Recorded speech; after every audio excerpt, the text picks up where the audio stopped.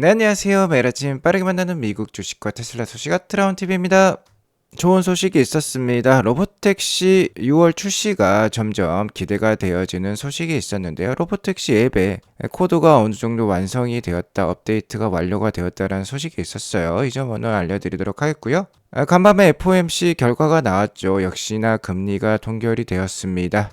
시장이 예상했던 결과가 나오면서 오늘 주가가 나쁘진 않았어요. 이 점 오늘 알려드리도록 하겠고, 중국 테슬라 주간 판매량도 나왔습니다. 오늘도 인사이트 가득한 소식들이 많으니까 시청하시기 앞서 구독과 좋아요 알람 설정 꼭 눌러주세요. 자, 미국장 현황부터 간단히 살펴보도록 하겠습니다. 다우는 0.7% 오르고 S&P 500도 0.4% 오르는 괜찮은 모습이 나왔습니다. 일단 10년물 국채금리도 최근 하락세를 보이고 있고, 유가도 50불대 후반을 보이면서 계속해서 안정적인 움직임을 보여주고 있어요. 오늘 장 중반에는 이렇게 흔들리기도 했습니다. 딱 흔들리는 구간이 FOMC 결과가 나왔을 때예요. 역시나 금리 동결과 파월 연준의장 역시 시장의 기대와 같이 별다른 비둘기성 발언을 해주지 않았습니다. 그러면서 이렇게 흔들리기도 했지만 미중 무역 협상이 금주 주말부터 지금 시작될 것으로 예상이 되고 있어요. 그러면서 이 기대감이 작용하면서 상승으로 시장은 끝내 마감을 했습니다. 자, 금일 좋은 소식이 있었습니다. 현재 미국의 경제 수장이라고 할 수 있는 스콧 베센트 미국 재무부 장관과 중국의 경제 실세로 불리고 있는 허리펑 국무원 부총리가 금주 토요일부터 스위스에서 만나서 대화를 하기로 했어요. 역시 관세 정책과 관련해서 그리고 무역 협상과 관련해서 얘기를 하겠죠. 양국 간 경제 사령탑 간 회동은 트럼프 대통령이 대규모 관세 정책을 도입한 이후 처음이라고 볼 수 있겠습니다. 자, 그러니까 상징적인 의미가 있다라고 볼 수 있겠죠. 역시나 베센트 미국 재무부 장관 역시 대규모 합의안을 도출하기보다는 긴장 완화에 초점을 맞출 것이라고 해요. 어쨌든 대화를 시작한다라는 게 주가에는 기대감을 불러일으키는 요소라고 볼 수 있겠습니다. 관련된 결과가 다음 주 초반에 나온다라고 하면은, 좋게 나온다라고 하면은 또 주가에 좋게 반영이 될 수도 있겠죠. 자, 그리고 이렇게 장 중반에 흔들렸던 이유는, 자, 한국 시간 새벽 3시경에 FOMC 결과가 있었는데 이 결과가 그렇게 비둘기파적이지 않았다라는 뜻이 되겠죠. 다만 연준 파월 의장은 기대에 크게 벗어나는 발언은 하지 않았습니다. 5월 FOMC에 대한 투자자들의 기대감은 그렇게 크지 않았어요. 자, 역시나 기준금리는 동결이 되었습니다. 제가 빠르면 6월이나 7월 달부터 기준금리 인하에 돌입할 것 같다라고 했는데, 최근은 7월 달이 높은 확률을 보여주고 있죠. 현재 미국 기준금리는 4.5%대를 보여주고 있고, 한국 기준금리는 2.75%를 보여주고 있는데, 이번 미국 연준에서는 만장일치로 동결을 했다라고 합니다. 미국 대선 전에 지난해 9월 달부터 세 차례 연속 금리 인하를 단행을 했었죠. 그 이후에 세 차례 추가적인 FOMC 회의가 있었지만 계속해서 동결 중에 있습니다. 성명서에서 연준 파월 의장은 노동시장도 견고하나 물가는 다소 높은 수준을 유지하고 있다라고 해요. 아직 미국 경기 상황은 나쁘지 않다라고 얘기는 하고 있지만 트럼프 정부발 관세 정책이 아직 모호한 상황이죠. 자, 아직 확실하게 결정된 것이 없고 확실하게 영향을 주고 있는 그런 데이터를 찾아볼 수가 없는 상황입니다. 자, 그렇기 때문에 아직 서두를 필요가 없다라고 파월 의장은 얘기를 하고 있고, 역시나 지금은 선제적으로 대응할 상황은 아니라고 해요. 선제적으로 금리 인하를 했다가 이 관세 정책이 플러스가 되면서 인플레이션이 급상승도 할 수 있기 때문에 지켜볼 필요가 있다라고 하고, 아직까지 노동시장은 견고한 수준을 보여주고 있지만 관세 정책에 따라서 노동시장이 타격을 입을 수도 있는 것이죠. 자, 아직까지 노동시장이 견조한 수준을 보여주고 있기 때문에 노동시장이 안 좋은 모습이 보이기 시작하면 그때나 이제 금리 인하를 시작할 수도 있을 것 같습니다. 어쨌든 어떤 대응이 적절할지는 향후 데이터가 더 쌓여야 판단할 수 있다라고 해요. 그리고 최근 트럼프 대통령이 SNS 상에서 파월 연준의장은 미스터 투 레이트다, 빨리 금리 인하를 해야 된다라고 압박을 했는데 전혀 업무에 지장을 주고 있지 않다라고 합니다. 아무래도 미 연준의 독립적인 판단으로 계속해서 운영을 하겠다라는 뜻을 내비쳤다라고 볼 수 있겠죠. 자, 다 모두 예상했던 수준의 발언을 해주었습니다. 다만 비둘기파적인 발언이 하나도 없었기 때문에 중간에 이렇게 장이 좀 흔들렸다라고도 볼 수 있겠어요. 자, 아무튼 그럼에도 불구하고 시장과 골드만삭스 등 여전히 하반기 금리 인하 세 차례 정도를 기대를 하고 있어요. 올해 남은 FOMC 회의는 5번이 되겠고, 그중에 3번 정도는 금리 인하를 단행할 것으로 보고 있습니다. 빠르면 7월 달부터 금리 인하에 돌입을 할 것 같아요. 자, 7월은 하반기의 시작이라고 볼 수 있겠죠. 자, 그리고 7월 달이 되면 어느 정도 트럼프 정부발 관세 정책도 명확해지면서 불확실성이 많이 줄어들 수 있습니다. 하반기에 미국 증시는 지금보다 좀 더 나은 모습이 나올 가능성이 높아 보입니다. 일단 시장 역시 금리 인하가 시작될 7월 전까지는 트럼프 정부발 관세 정책의 불확실성에 따라서 어느 정도 횡보를 할 수 있어요. 하지만 7월 이후부터는 좀 더 상승세에 무게를 두고 투자가 가능할 것으로 판단되어집니다. 테슬라는 금일 0.32% 상승한 276불로 마감을 했어요. 일단은 연초에 이렇게 사중 바닥을 만들어내면서 바닥은 다진 것으로 판단이 들고요. 자, 이제는 뭔가 250불 이하로는 좀 떨어지기는 힘들어 보입니다.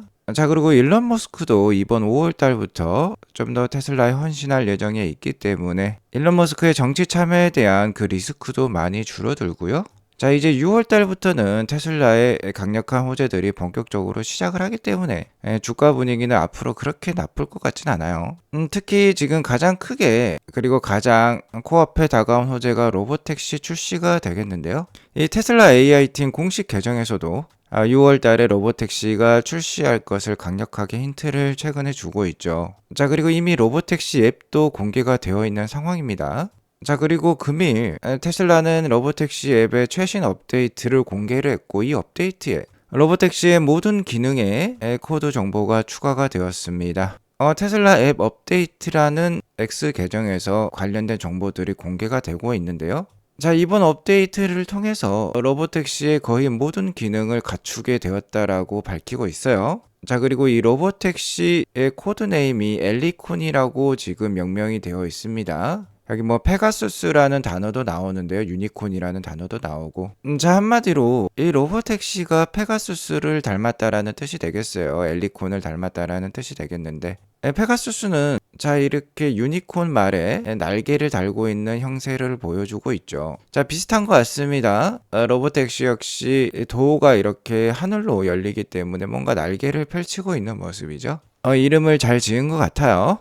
자, 이번 코드 업데이트의 세부 사항을 다 살펴보면 역시나 각각의 프로그래밍 코드 앞에 엘리콘이라는 이 페가수스를 뜻하는 코드명이 붙어 있고요. 뭐 시트벨트라든지 클로즈 트렁크라든지 세부적인 기능까지 다 공개가 되고 있습니다. 자, 그러니까 로보택시 앱은 이제 완성이 되었다라고 볼 수 있겠어요. 뭐 이는 당연한 수준이라고 볼 수 있겠습니다. 이미 오스틴에서 300여 명의 테슬라 테스트 운영자들이 로보택시를 직접 테스트를 하고 있어요. 모의고사를 치르고 있다라고 볼 수 있겠습니다. 오스틴 지역 소방서와도 협력을 하고 있죠. 혹시 모를 사고에 대비하기 위해서 이미 만반의 태세를 갖추고 있는 테슬라입니다. 이런 사항들을 고려했을 때 정말 6월 출시가 확실시해 보이고요. 빠르면 6월 초에도 나올 수도 있을 것 같아요. 관련된 소식들이 5월 중에 계속해서 나오게 된다라고 하면은 테슬라 주가 하방을 단단하게 지지해 줄 수 있을 것입니다. 자, 그리고 또 하나의 호재가 있죠. 바로 신규 저가형 모델이 되겠는데, 테슬라의 새로운 위장막 모델이 하나 더 공개가 되었습니다. 좀 사진의 화질이 좋지 않지만 여기 윗부분이 뭐 박스카 모양으로 네모난 상자 같은 모양을 보여주고 있어요. 자, 이 모습을 보니까 지난해 로보택시가 공개되기 전에 이렇게 노란색 위장망을 갖춘 테슬라의 신형 모델이 돌아다니곤 했는데요. 바로 이 모델이 로보택시의 위장막 버전이었죠. 굉장히 비슷하게 이 뒷부분이 좀 닮았습니다. 자, 그러니까 이번 모델의 이 저가형 모델의 형체가 로보택시를 좀 닮았을 수도 있겠어요. 관련해서 이 위장막 사진과 관련해서 정보들이 나오고 있는데요. 종합적으로 크기를 예상해 본 결과가 있었기에 알려드리도록 하겠습니다. 자, 실제적으로 테슬라 모델 Y보다 약 15에서 20% 정도 작은 소형 해치백 스타일 차량으로 지금 여겨지고 있어요. 전장, 전고, 전폭이 모두 모델 Y보다 좀 작은 수준을 보이고 있습니다. 자, 이 정도의 크기는 유럽에서 인기가 많은 폭스바겐의 전기차이죠. ID3랑 비슷한 크기라고 볼 수 있겠어요. 자, 그리고 글로벌 베스트셀러 중에 하나인 골프의 폭스바겐 골프의 그 모습과 비슷하다라고도 볼 수 있겠습니다. 자, 그러니까 이 모델이 나온다라고 하면, 그리고 저가로 나온다라고 하면은 유럽 시장에 굉장히 인기가 많을 수 있겠습니다. 제가 어제 방송에서도 말씀드렸지만 유력 판매량 저하가 굉장히 최근에 컸어요. 특히 독일 시장이 우려가 된다라고 말씀을 드렸는데 이 신규 저가형 모델이 유럽 시장에 잘 램프업이 돼서 특히 기가 베를린에서 생산을 많이 할 필요가 있겠죠. 그렇게 된다라고 하면은 최근 겪고 있는 유럽 시장 내 어려움도 좀 타개를 할 수 있을 것 같습니다. 자, 아무튼 이 위장막 사진을 보니까 신규 저가형 모델 역시 테슬라의 기존 계획대로 2분기 이내 즉 6월달 이내에 나올 가능성도 커 보입니다. 자, 하지만 명심할 부분이 있죠. 일론 머스크도 언급을 했듯이 테슬라의 본격적인 실적의 상승은 2026년 중후반부터라고 했어요. 자, 아직까지 내년 초까지는 테슬라의 제2차 르네상스를 준비하는 시기라고 볼 수 있겠습니다. 최근에 월가에서 예상하는 EPS 전망도 2025년 하반기까지는 좀 떨어지는 것을 예상을 하고 있어요.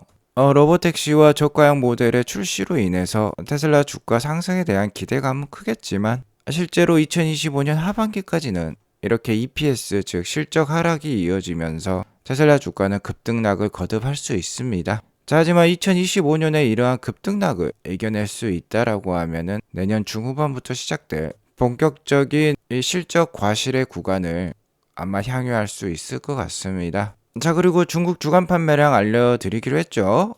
전주 판매량 4월 28일부터 5월 4일까지의 판매량 7,300대가 나왔습니다. 자, 그 전주가 10,000대까지 올라오면서 기대감을 일으켰는데 좀 떨어지는 모양이라 좋지 않았어요. 다만 5월 1일부터 5일까지는 중국 노동절 연휴입니다. 영업일수가 단 3일밖에 되지 않았어요. 자, 이 판매량은 보험 등록 대수이기 때문에 당연히 낮게 나올 수밖에 없겠죠.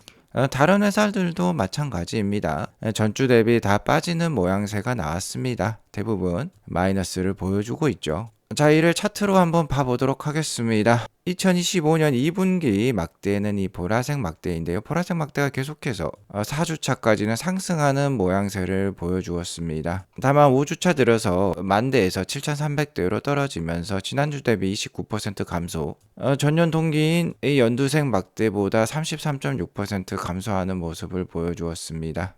다만 이번에 7,300대가 나왔는데 영업일수가 단 3일이었어요. 만약에 쉬지 않았다라고 하면은 약 한 17,000대까지도 우리가 예상해 볼 수 있는 수준이었습니다. 17,000대가 되면 벌써 이 보라색 막대가 한 요 정도까지도 올라올 수 있었겠죠. 역시나 다음 주차, 즉 6주차 판매량을 지켜볼 필요가 있겠어요. 다음 주에 숫자가 나오면 알려드리도록 하겠고요. 자, 이번에 7,300대는 모델 Y가 5,300대, 모델 3가 2,000대가 기록된 숫자입니다. 아무래도 최근 주별 판매량을 보면 이 3월달보다 훨씬 낮은 수준이죠. 어쩔 수 없습니다. 4월달은 즉 2분기 초반은 테슬라가 기가 상하이가 유럽 수출에 집중을 하기 때문에 이렇게 낮게 지금 숫자가 찍힌다라고 볼 수 있겠고요. 2분기 누계로 봤을 때는 전분기인 파란색 막대보다 9.1% 낮은 수준이고 전년 동기인 이 연두색 막대보다 14.5% 지금 느리게 판매가 진행이 되고 있습니다.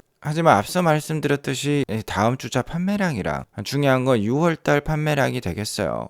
4월은 유럽 수출에 집중을 하고요. 5월까지도 중국과 가까운 아태 지역 수출에 집중할 수도 있어요. 중요한 건 6월달이 되겠다라고 볼 수 있겠습니다. 일단 당연히 최악의 판매량을 기록했던 2025년 1분기 전분기보다는 판매량이 많이 나올 것으로 기대가 되고요. 전년 동기였던 이 연두색 막대는 넘겨주었으면 하는 바람이 있습니다. 자, 그리고 현재 2025년 연간 누계 판매량으로는 전년인 2024년보다 1.9% 지금 낮은 수준이에요. 자, 이 역시 6월이 마감이 되어야지 어느 정도 결과가 나오겠다. 특히 이번 2분기 막판 5, 6월달이 기대가 되어지는 부분이 모델 Y 램프업이 지금 마감이 된 상태에서 판매량을 쭉쭉 뽑아내어 줄 것으로 예상이 되고 있기 때문에 좀 기대를 해볼 필요가 있겠습니다. 만약 신규 모델 Y가 중국을 비롯한 미국, 유럽 지역에 판매가 잘 된다라고 하면 자, 이렇게 EPS가 지금 하락할 것으로 예상이 되고 있는데 2025년에